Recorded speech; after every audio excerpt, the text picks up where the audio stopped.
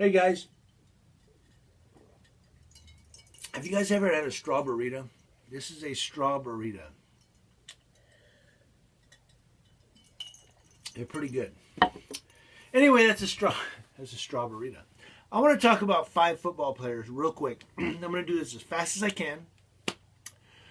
And then when I get done, I want to hear from Carolina fans, Green Bay fans, New York Giant fans, and Dallas Cowboy fans when I get done with this video. Those are the fans I'm speaking to right now. Anyway, no, I want to talk about five football players. Now, I wasn't going to make a video this late in the week about last Sunday's football, but I keep seeing stuff on Facebook, and I heard some stuff on the radio tonight, to where I said, you know what, I need to do a video. I really need to do one. First player I want to talk about of the five. The first player is Cam Newton. Now, Cam Newton did the Cam dance in the end zone. He did the Superman. You know, I guess that's the Superman. So he did the Superman when he made the touchdown in the end zone. And I read where one person was saying that he needed to be fined for taunting. Let me tell you something. That guy was not taunting. The guy made a touchdown. And that's what happens in football. I miss the old days when guys could make a touchdown or a first down or sack a quarterback and dance and wouldn't get a flag with unsportsmanlike conduct, number 15 dancing in the end zone. I mean, I miss those days. And I wish we could go back to those days where you could really do a good dance. And a guy like John Madden could say, I love when a fat man scores because then you get a fat man dance. You know, so, but speaking of Cam Newton, so I read today, I'm stuttering, I read an article today where a fan said that Cam Newton confused my child. He should be a better role model. Are you fucking kidding me? The guy danced in the end zone. If your kid is confused by that, you got problems, okay? Your kid's probably not going to be doing, what is that new dance they do? I'm not even going to go there. Anyway, but if your kid's confused by Cam Newton dancing in the end zone, that kid's got issues. I'm going to tell you right now. And all of you younger guys who say that Cam should be fined for taunting, why don't you go watch a good sport like golf? And now he's on the green. He's getting ready to put the ball. Here he goes. And it's going towards the flag. It misses the hole by an inch and a half. I mean, why don't you go watch golf or something if you can't stand a guy dancing in the end zone on a touchdown? That's what they do in football. If you think it's taunting, you're sick in the head.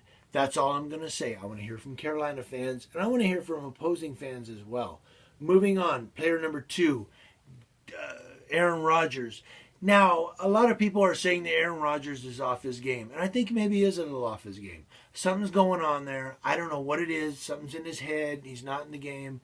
But also, I think it's the offense as a whole that is the problem. I don't think you can just, say that Aaron Rodgers is the particular whole problem of the Green Bay Packers. That's too crazy. I think you need to do a double check and look at what's going on there in the Green Bay offense. I mean, it can't be that Lazy, weighs 375 pounds and it takes grease to squeeze him into his uniform each week. That can't be the problem. It has to be that Aaron Rodgers is a bad quarterback.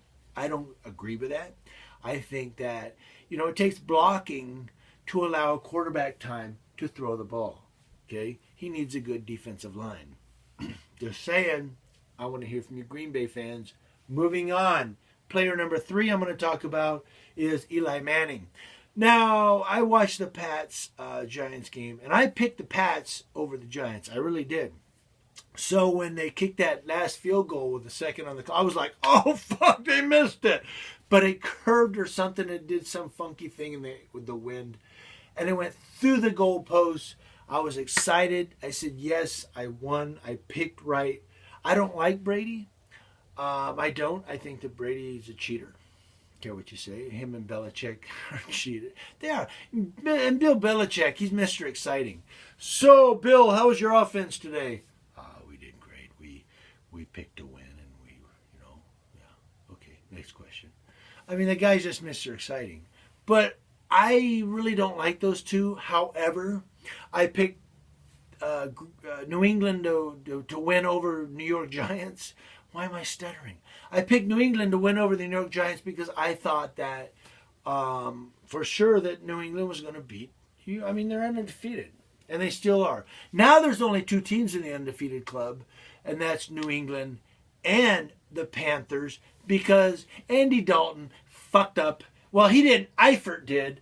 Eifert dropped like 6 fucking passes in that game. You stupid idiot. And they didn't pull the guy out. See, I picked the Bengals to win in that game. And here's Eifert. Drop. Eifert looked like me playing Tap Sports football. Incomplete. Anyway, moving on. We're not talking about that. We're talking about Eli Manning.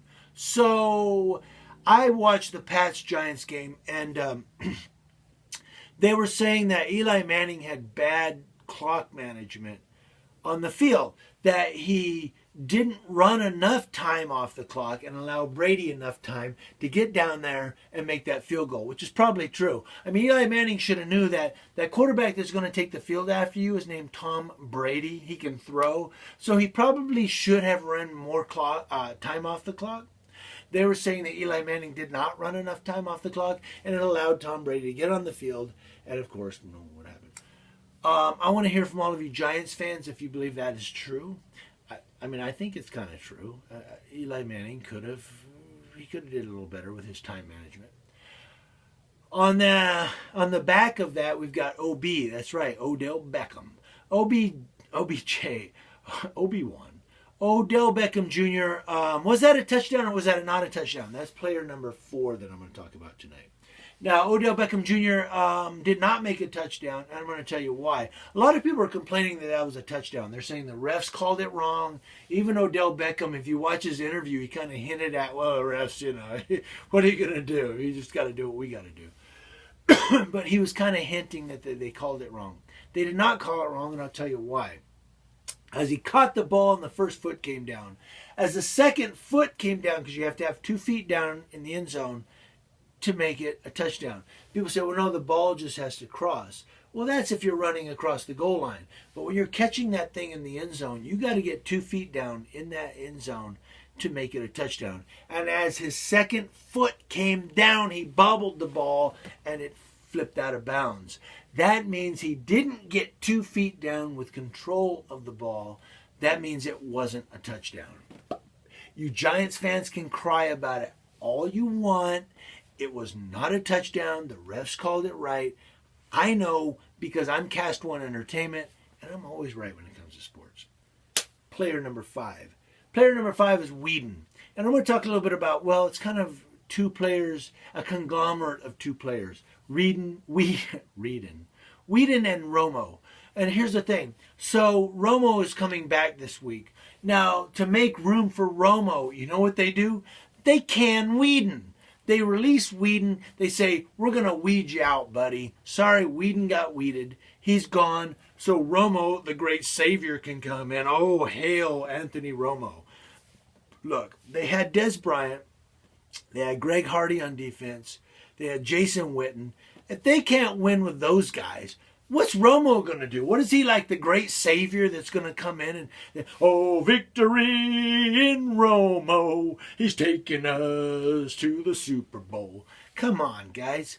The guy's not like Jesus. You know, he's not going to walk on the field and the goddamn seas are going to, the water's going to part and he's going to make a touchdown every time. He's going to come out just like he always does. And as soon as they blitz, he's going to panic and he's going to throw the goddamn football away. Because he always does that. So don't think that Romo's going to come out there and then all of a sudden everything's right in Arlington and the Dallas Cowboys are making touchdowns and going to the Super Bowl. That's not how it works. He's not your savior. He's not even a great quarterback. I know what people say. Oh, Tony Romo. No. You don't want to know who's a great quarterback? You want to know who's a great quarterback? Peyton Manning. The guy that they benched once he set that record. But you know why they benched him? Because his goddamn receivers can't catch a straight thrown football and they're blaming it on the quarterback. That's why. Kind of like in Green Bay.